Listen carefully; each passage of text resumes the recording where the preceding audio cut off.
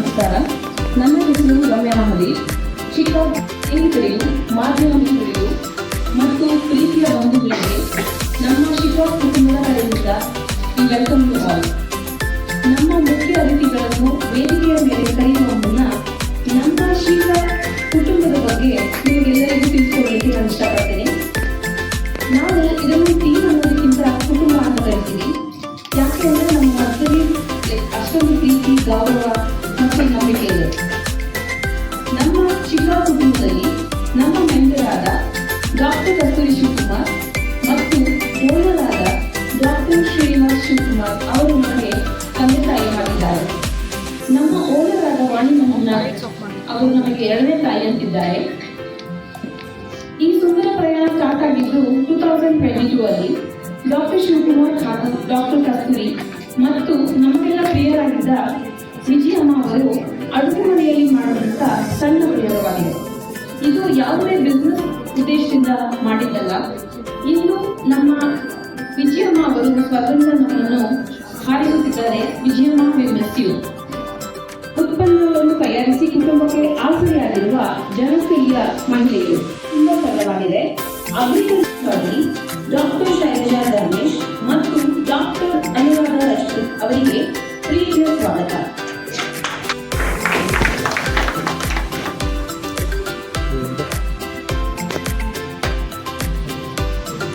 ಎಲ್ಲರಿಗೂ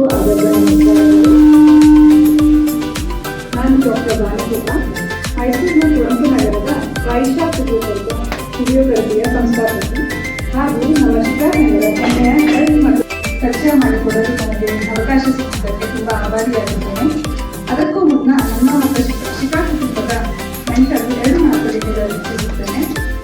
2025 ಆರಂಭದಲ್ಲಿ ಡಾಕ್ಟರ್ ಶಿವಕುಮಾರ್ ಅವರ ಮನೆಗೆ ಭೇಟಿ ನೀಡುತ್ತಿದ್ದ ಸಂದರ್ಭ ಅಲ್ಲಿ ತಯಾರಾಗುತ್ತಿದ್ದ ಜಾಯಿಕಾಯಿಯ ಗಮನಿಸುವ ಸುವಾಸನೆ ಮತ್ತು ಅಲ್ಲಿ ಹೆಣ್ಣು ಮಕ್ಕಳ ಉತ್ಸಾಹವನ್ನು ನನ್ನ ಮನಸ್ಸನ್ನು ಸೆಳೆಯಿತು.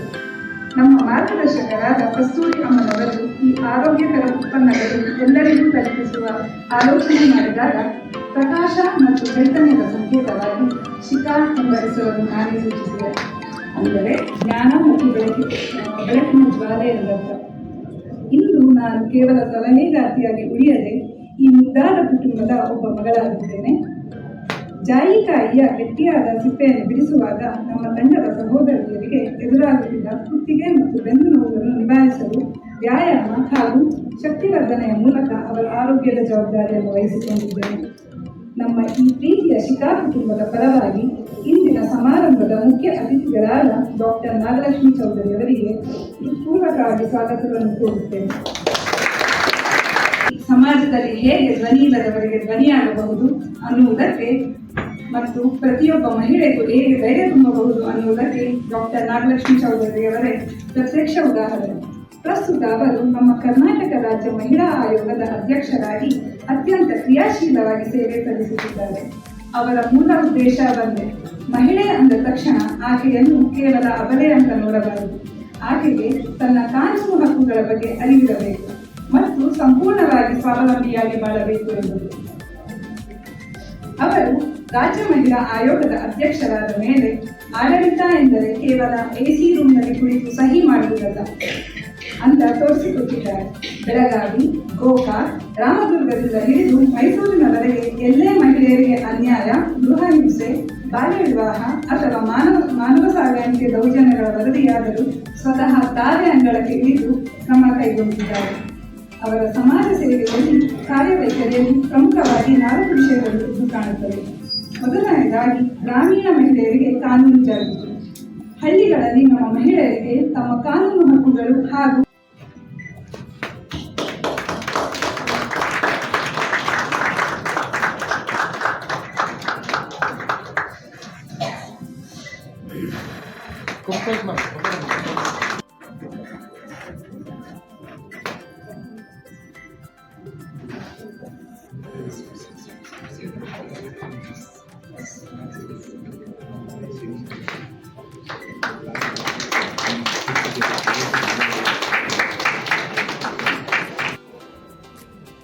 ಈ ಒಂದು ಕಾರ್ಯಕ್ರಮನ ನನಗೆ ಗೊತ್ತು ಭಾಳ ಫುಲ್ಲಾನ್ ಗಟ್ಲೆಯಿಂದ ಕಸ್ತೂರಿ ಅವರು ರೆಡಿ ಮಾಡಿದ್ದಾರೆ. ಅವ್ರಿಗೆ ಶ್ರಮದ ಪ್ರತಿಫಲ ಈ ಕಾರ್ಯಕ್ರಮ. ಮಾತಾಡ್ಬೇಡ್ವ ತಮ್ಮ? ತಮ್ಮ ಮಾತಾಡ್ಬೇಕು ಪ್ಲೀಸ್. ಯಾಕೆಂದ್ರೆ ಇದು ಒಂದು ಹೆಣ್ಣು ಮಕ್ಕಳು ಪ್ರಾರಂಭ ಮಾಡಿರುವಂತ ಒಂದು ಹೊಸ ಪುಟ್ಟ ಸಣ್ಣ ಬಿಸ್ನೆಸ್. ಇತ್ತೀಚೆಗೆ ನಾನು ತುಂಬಾ ಹೆಣ್ಣು ಮಕ್ಕಳನ್ನ ತಮ್ಮ ಸ್ವಂತ ಕಾಲದಲ್ಲಿ ನಿಂತ್ಕೊಂಡು ಸಣ್ಣ ಸಣ್ಣ ಬಿಸ್ನೆಸ್ ನ ಪ್ರಾರಂಭ ಮಾಡೋದು ನೋಡಿದ್ದೀನಿ. ಅದು ಸೀರೆ ಬಿಸ್ನೆಸ್ ಇರ್ಬೋದು, ಡ್ರೆಸ್ಗಳು, ಬ್ಲೌಸ್ಗಳು ಮಾಡೋದು, ಎಂಬ್ರಾಯ್ಡ್ರಿ, ಮೇಕಪ್ ಅಂತೂ ಅವತ್ತಿಂದಾಗಿ ಇತ್ತು. ಬಟ್ ಇವತ್ತು ಎಲ್ಲ ಮನೆಯಲ್ಲೂ ಎಷ್ಟೇ ಬಡ ಹೆಣ್ಮಗಳಾಗಿದ್ರು ತನ್ನ ಕಾಲ ಮೇಲೆ ತಾನು ನಿಂತ್ಕೋಬೇಕು ಅಂತ ಪ್ರಾರಂಭ ಮಾಡ್ತಾಳೆ. ತನ್ನ ಹಣವನ್ನ ತಾನು ಗಳಿಸ್ಬೇಕು ಅಂತ ಪ್ರಾರಂಭ ಮಾಡ್ತಾಳೆ. ಅಂತನೇ ಒಂದು ವಿಭಿನ್ನವಾದಂತ ಒಂದು ಉದ್ಯಮವನ್ನ ನಮ್ಮ ಮೈಸೂರು ಭಾಗದಲ್ಲಿ ನಮ್ಮ ಕಸ್ತೂರಿ ಶಿವಕುಮಾರ್ ಅವರು ಪ್ರಾರಂಭ ಮಾಡಿದ್ದಾರೆ. ನಾನು ಕೇಳಿದ್ರೆ ಎಷ್ಟು ಜನ ಇದೀಗ ಅಂತ. ಪ್ರಾರಂಭ ಆಗಿದ್ 4 ಜನ, ಈಗ 10 ಜನ ಇದ್ದಾರಂತೆ. ಅಂದ್ರೆ ನಾವಿವತ್ತು ಎಲ್ಲರೂ, ಈಗ ನಾನು ಅವರನ್ನ ಲಾಸ್ಟ್ ಟೈಮ್ ಅಂತ ಕೇಳಿದೆ, ಕೆರೆ ಹತ್ರ ಹೋಗ್ಬಿಟ್ಟು ವಾಕಿಂಗ್ ಮಾಡ್ತಾರಲ್ಲ, ಅಲ್ಲಿ ಅವ್ರು ಮಾಡಿದಂತ ಆ ಒಂದು ಆಹಾರವನ್ನ ಹೋಗಿ ಅಲ್ಲಿ ಮಾರ್ತೀವಿ ಅಂತಂದ್ರು. ನನಗೆ ಅನಿಸ್ತಾ ಇತ್ತು ನಾನ್ ಕುಡಿಬೇಕು ಅದನ್ನ, ಹೇಗಿರುತ್ತೆ ಅಂತ ಹೇಳಿ. ನಾವು ಮಕ್ಕಳು ಹುಟ್ಟಿದಾಗ ಜಾಯಿಕಾಯಿನ ತೇರ್ಬಿಟ್ಟು ಮಕ್ಕಳಿಗೆ ಹಾಲಲ್ಲಿ, ತಾಯಿ ಹಾಲಲ್ಲಿ ಮಿಕ್ಸ್ ಮಾಡಿ ಕುಡಿಸ್ತೀವಿ. ಆ ಜಾಯಿಕಾಯಿ ಅನ್ನೋದಕ್ಕೆ ಎಷ್ಟೊಂದು ಶಕ್ತಿ ಇದೆ ಅಂತ ನಮಗೆ ಗೊತ್ತಿದೆ, ಆದ್ರೆ ನಾವು ಉಪಯೋಗಿಸೋದಿಲ್ಲ.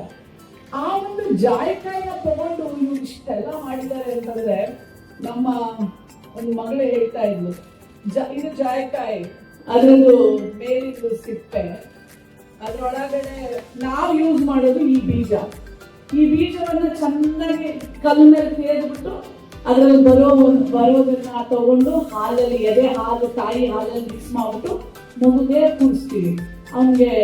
ಅವಳಿಗೆ ಮಗುಗೆ ಜೀರ್ಣ ಶಕ್ತಿ ಚೆನ್ನಾಗಾಗ್ಲಿ, ಯಾವುದು ಕಾಯಿಲೆಗಳು ಬರದೇ ಇರಲಿ ಅಂತ. ಆದ್ರೆ ನಾವು ಬೇರೆ ಏನಕ್ಕೂ ಉಪಯೋಗ ಮಾಡಲ್ಲ. ಅಂತ ಒಂದು ಹಣ್ಣಿಂದ, ಅಂತ ಒಂದು ನೈಸರ್ಗಿಕ ಕೊಡುಗೆ ನಮ್ಗೆ, ಆದ್ರೆ ನಾವು ಅದನ್ನು ಉಪಯೋಗನೇ ಮಾಡ್ತಾ ಇರಲಿಲ್ಲ. ಇವತ್ತು ಜಾಯಿಕಾಯಿದು ಸಿಪ್ಪೆಯಿಂದ ತೊಕ್ಕು, ಚಟ್ನಿ, ಆಮೇಲೆ ಜಾಮು, ಮತ್ತೆ ಅಂಬ್ಲಿ, ಮತ್ತೆ ಗಂಜಿ, ಮತ್ತೆ ಲಸ್ಸಿ. ನನಗೆ ಲಸ್ಸಿ ಕೊಟ್ಟಿದ್ರು, ತಂಬುಳಿ. ಆ ಲಸ್ಸಿ ಅದನ್ನ ಕುಡಿತಾ ಇದ್ರೆ ಇದು ಸ್ಮೆಲ್ ಬರುತ್ತೆ ಒಂಥರ. ಅಂದ್ರೆ ಇದಕ್ಕೆ ನಮ್ಗೆ ಗೊತ್ತಿದೆ, ಇದಕ್ಕೆ ನಮ್ಮ ಕರಳಿನ ಮೇಲೆ ಜೀರ್ಣ ಶಕ್ತಿ ಚೆನ್ನಾಗಾಗತ್ತೆ, ಯಾವುದೇ ಕಾಯಿಲೆಗಳು ಬಂದ್ರೆ ತಡೆಯುವಂತ ರೋಗ ನಿರೋಧಕ ಶಕ್ತಿ ಇದೆ. ಇದನ್ನ ತಗೊಂಡ್ರೆ ನಮ್ಮ ಮಿದುಳಿನ ಆರೋಗ್ಯನೂ ತುಂಬಾ ಚೆನ್ನಾಗಿರುತ್ತೆ, ನಿದ್ರೆ ಚೆನ್ನಾಗಿ ಬರುತ್ತೆ, ಯಾವುದೇ ಹೊಟ್ಟೆ ಒಳಗಡೆ ಗಾಯ ಆಗಿದ್ರೆ ಅದೆಲ್ಲ ಹಾರೋಗುತ್ತೆ. ಇಷ್ಟೆಲ್ಲ ಹೆಲ್ತ್ ಬೆನಿಫಿಟ್ಸ್. ಮತ್ತೆ ಇದರಲ್ಲೂ ನಾವು ಗ್ರೀನ್ ಟೀ ಅಂತೀವಲ್ಲ, ಇದರಲ್ಲೂ ಟೀ ಮಾಡಿದ್ದಾರೆ. ಎಷ್ಟು ಚೆನ್ನಾಗಿದೆ ಅಂದ್ರೆ ನಾನು ತಗೊಂಡೋಗ್ತೀನಿ ಮೇಡಮ್, ನೀವು ನನಗೆ ಕೊಡ್ತೀವಿ. ಅಂದ್ರೆ ನಾನು ಇದನ್ನೆಲ್ಲ ಈ ಅಕ್ಟೋಬರ್ ಬಂದ್ರೆ ನಾನು 52. ನನಗೆ ಅನ್ಸಿದ್ದು ಏನಂದ್ರೆ age is just A number ಅಷ್ಟೇ. ಮೇಡಮ್ಗೆ ಎಷ್ಟು? 60, ಅವ್ರು 60. ನೋಡಿ, ಆ 60 ವಯಸ್ಸಲ್ಲೂ ಆ ತಾಯಿಗೆ ಏನಾದ್ರು ಮಾಡಬೇಕು ನಾನು ಅಂತ. ನೋಡಿ, ಅವ್ರು ಪ್ರಾರಂಭ ಮಾಡಿದ್ರು ಒಂದು ಸಣ್ಣ ಸ್ಟಾರ್ಟಪ್. ಅಂದ್ರೆ 4 ಜನರಿಂದ 10 ಜನ. ನೋಡಿ, ಹುಡುಗಿಯರೆಲ್ಲ ಇಲ್ಲೇ ಬಂದು ನಿಂತ್ಕೊಳ್ಳಿ ಪ್ಲೀಸ್. ಈ ಹೆಣ್ಮಕ್ಳೆಲ್ಲ ನೀವು ನೋಡಿದ್ರಿ ಅದ್ರಲ್ಲಿ ಎಷ್ಟು ಚೆನ್ನಾಗಿ ಎಲ್ಲರೂ ಕೆಲಸ ಮಾಡದೆ ಇವ್ರು ನೋಡಿ ಎಲ್ಲ ಗೊಂಬೆಗಳ ತಯಾರಾಗ್ಬಿಟ್ಟವ್ರು. ಇವರೇನೋ ಅದ್ರೊಳಗೆ ಇರೋದು ಅಂತ ಗೊತ್ತೇ ಆಗಲಿಲ್ಲ ನನಗೆ. ಆದರೆ ಇಷ್ಟೊಂದು ನಗು, ಇಷ್ಟೊಂದು ಸೌಂದರ್ಯ. ಏನಂದ್ರೆ ಅವರಿಗೆ ತಂದೆ ಆದಂಥ ಒಂದು ತಗೊಳ್ಳೋದು, ಸಾಲಗಳು ಮಾಡೋದು, ಲೋನ್ಗಳು ಮಾಡೋದು. ನಮ್ಮ ಹುಡುಗನೂ ಅಲ್ಲ, ಒಬ್ಬ ಅವನೇ ಕಷ್ಟಪಟ್ಟು ಒಂದ್ಸಲ ಸಕ್ಸಸ್ ಆಗುತ್ತೆ, ಒಂದ್ಸಲ ಸಕ್ಸಸ್ ಆಗುವುದೇ ಇಲ್ಲ. ಆದರೆ ಚಿಕ್ಕದೊಂದು ಛತ್ತಿನಡಿ, ಒಂದು ಚಾವಣಿ ಅಡಿನೂ ಸಹ 4ರಿಂದ 8, 10 ಜನ ಹೆಣ್ಮಕ್ಳು ಮಾಡಿರುವಂತ ಈ ಸಣ್ಣ ಉದ್ಯಮ ಬೃಹದಾಕಾರವಾಗಿ ಬೆಳೆಯುತ್ತೆ ಅನ್ನೋದಕ್ಕೆ ಸಂಶಯನೇ ಇಲ್ಲ. ನೋಡಿ, ಇದು ಜಾಯಿಕಾಯಿ ಪತ್ರೆ ಅಲ್ಲ, ಜಾಪತ್ರೆ, ಗಮ್ಮನ್ನತ್ತೆ.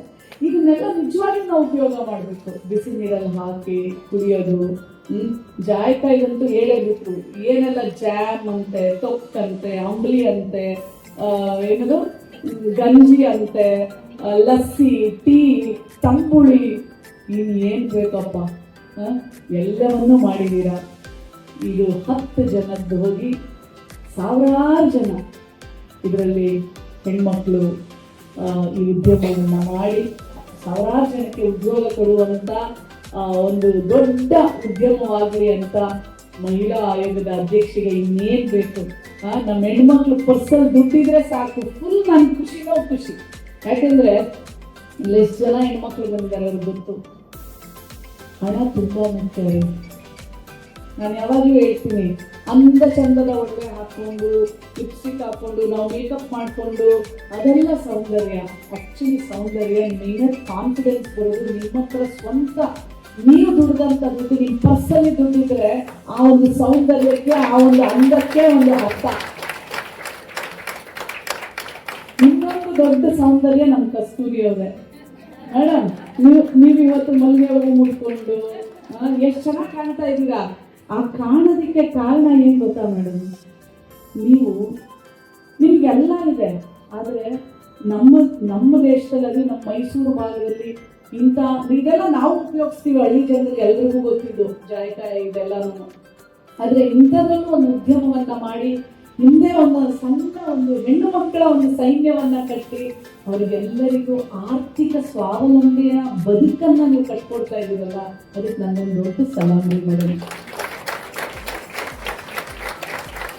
ಇದು ನೋಡಿ, ನಾನು ಯಾವಾಗಲೂ ಹೇಳ್ತೀನಿ, ಈ ಗಂಡಸರು ಹೆಣ್ಮಕ್ಳನ್ನ ಯಾವಾಗಲೂ ಹೊಗಳಲ್ಲ ರೀ. ಅವ್ರ ಹೆಂಡತಿನ ಹೊಗಳೋದು ಭಾರಿ ಕಷ್ಟ, ತುಂಬ ಕಡಿಮೆ ಜನ. ನಾನು ಯಾವಾಗ ಹೇಳ್ತೀನಿ, ಯಾಕೆ ಅನ್ಕೋತೀರಾ? ನೀವು ನೋಡಿ, ಇವಾಗ ನಮ್ಮ ಮುಖ್ಯಮಂತ್ರಿಗಳು ನೋಡ್ರಿ, ಡಿ.ಕೆ. ಶಿವಕುಮಾರ್ ಅವರಿದ್ದಾರೆ. ಅವ್ರ ವೈಫ್ನ ಎಷ್ಟೋ ಕಡೆ ಪ್ರೋಗ್ರಾಮ್ಸಲ್ಲಿ ಕರ್ಕೊಂಡು ಹೋಗ್ತಾರೆ. ನಿಜವಾಗ್ಲೂ ನನಗೆ ಒಂದು ಹೆಣ್ಮಗಳಾಗಿ ತುಂಬ ಖುಷಿ ಆಗುತ್ತೆ. ಯಾಕಂದರೆ ಅದೊಂದು ಗೌರವ, ತನ್ನ ಹೆಂಡತಿಗೆ ಕೊಡುವಂಥ ಆ ಒಂದು ಗೌರವ. ಯಾಕಂದರೆ ಅವರ ಯಶಸ್ಸಿಗೆ ಅವ್ರು ಬೆಳ್ಳಿದ್ರೆ ಅಲ್ಲ, ಅವ್ರ ಜೊತೆಯಲ್ಲಿ ನಿಂತಿರ್ತಾಳೆ ಅವಳು ತನ್ನ ಮಕ್ಕಳನ್ನ ನೋಡಿಕೊಂಡು. ಸೊ ನನಗೆ ತುಂಬ ಖುಷಿ ಆಗುತ್ತೆ. ನಾನು ಹೇಳ್ತಿರ್ತೀನಿ, ಯಾವ ಗಂಡಸ್ ಮಗ ಜೆಂಟ್ಲ್ಮ್ಯಾನ್ ಅಲ್ಲ, ಅವನು ಯಾವತ್ತೂ ಹೆಣ್ಣನ್ನ ಕೆಳಗೆ ನೋಡೋದೇ ಇಲ್ಲ. ಅಥವಾ ಎಲ್ಲರ ಮುಂದೆ ನನ್ನ ಹೆಂಡತಿ ಹೀಗೆ, ನನ್ನ ಹೆಂಡತಿಯಿಂದ ನಾನು ಸಹ ಮುಂದೆ ಬಂದೀನಿ, ನನ್ನ ಹೆಂಡತಿ ಮಾಡುವಂಥ ಎಲ್ಲ ಕೆಲಸದಲ್ಲೂ ನಾನು ಪ್ರೋತ್ಸಾಹ ಮಾಡ್ತೀನಿ, ಜೊತೆಯಲ್ಲಿ ನಿಂತ್ಕೊಳ್ತೀನಿ ಅನ್ನೋದೇ ನಿಜವಾದ ಜೆಂಟ್ಲ್ಮ್ಯಾನ್. ಅದೇನು ಅವಮಾನ ಇವ್ರಿ ಶಿವಕುಮಾರ್ ಸರ್, ಅದೆಲ್ಲ ನಿಮಗೆ. ನಾನು ಆಯೋಗದ ಅಧ್ಯಕ್ಷೆ, ಎಷ್ಟು ಜನ ತಾಯಂದ್ರ ಕಣ್ಣಲ್ಲಿ, ಹೆಣ್ಮಕ್ಳ ಕಣ್ಣಲ್ಲಿ ಕಣ್ಣೀರು ನೋಡ್ತೀನಿ. ಹೊರಗಡೆ ಹಾಕ್ಬಿಡ್ತಾರೆ, ಹೊರಗಡೆ ದಬ್ಬಿಡ್ತಾರೆ, ಏನಿರಲ್ಲ, ಮಕ್ಕಳನ್ನ ಸಾಕೋದು ಗೊತ್ತಿಲ್ಲ, ಹಣ ಇರಲ್ಲ, ಬೀದಿ ಪಾಲಾಗ್ಬಿಡ್ತಾರೆ. ಅದಾಗಬಾರ್ದು. ಮದುವೆ ಆದಮೇಲೆ ಗಂಡ ಹೆಂಡತಿ ಚೆನ್ನಾಗಿರ್ಬೇಕು, ಗಂಡ ಹೆಂಡತಿಗೆ ಸಪೋರ್ಟ್ ಮಾಡಬೇಕು, ಹೆಂಡತಿ ಗಂಡನ ಸಪೋರ್ಟ್ ಮಾಡಬೇಕು. ಅವಾಗ ಆ ಬದುಕು ನಿಜವಾಗ್ಲೂ ಎಂಜಾಯ್ ಮಾಡಿದವ್ರಿಗೆ ಗೊತ್ತಾಗುತ್ತೆ ಎಷ್ಟು ಚೆನ್ನಾಗಿರುತ್ತೆ ಅಂತಂದರೆ. ಆಯೋಗದ ಅಧ್ಯಕ್ಷೆಗೆ ನೀವೆಲ್ಲರೂ ಆ ಥರ ಇರಬೇಕು. ಆಮೇಲೆ ಈ ಥರ ಸಣ್ಣ ಸಣ್ಣ ಉದ್ಯಮಗಳು ದೊಡ್ಡ ಬಿಲ್ಡಿಂಗಲ್ಲೇ ಮಾಡಬೇಕು ಅಂತಿಲ್ಲ. ಇವತ್ತು ಕಸ್ತೂರಿಯವರು ಒಂದು ಸಣ್ಣ ಒಂದು ರೂಮಲ್ಲಿ ಇದೆಲ್ಲ ತಂದು, ಅದು ಎಷ್ಟು ಚೆನ್ನಾಗಿ ಸ್ಟೆರಿಲೈಸೇಷನ್ನು, ಆ ಒಂದು ಸ್ಟೋರೇಜು ಎಲ್ಲವನ್ನು ಎಷ್ಟು ಚೆನ್ನಾಗಿ ಮಾಡ್ತಾರೆ.